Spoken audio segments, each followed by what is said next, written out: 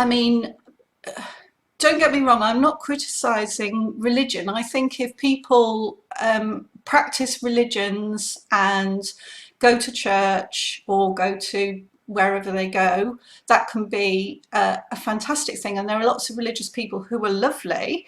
And I'm sure that there's lots of people within the Vatican who are very nice as well. But there has been a lot of corruption which has been brought to light, and it does look as though the Vatican itself is involved with a lot of operations which are anti-humanitarian, shall we say. A chap called Kevin Annett has highlighted a lot of this stuff, which also includes a cult called the Ninth Circle cult.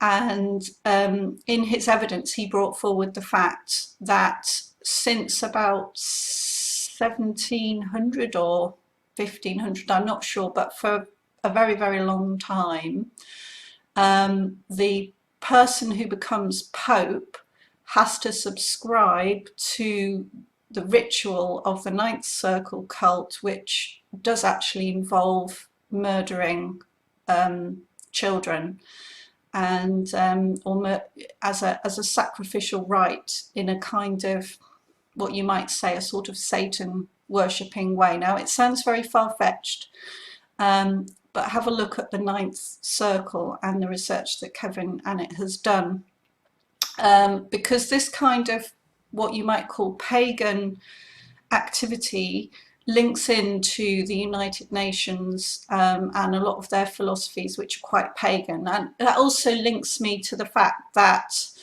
the Pope is also coming out with other stuff that's unusual for a Pope. Like, for instance, in his recent address or whatever, his recent thing that he's produced, he spent a very long time talking about the goddess of the earth.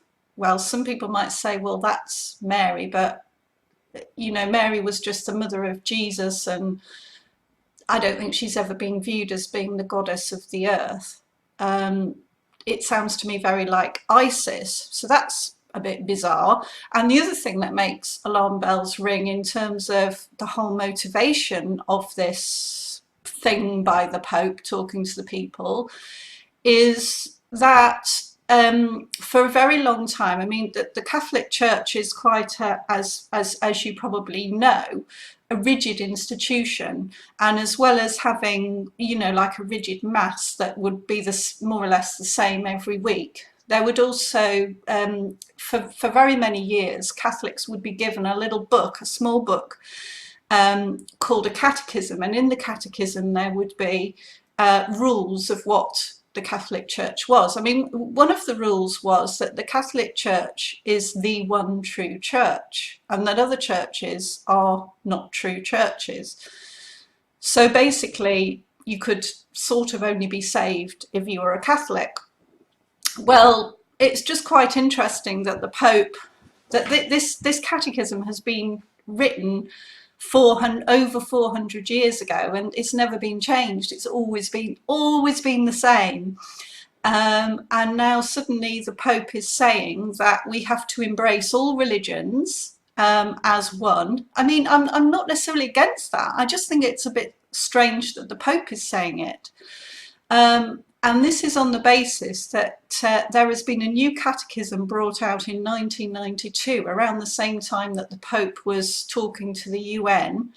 And they were doing this strange religious ritual with the sort of Noah's Ark and the start of the New World Order and all this business.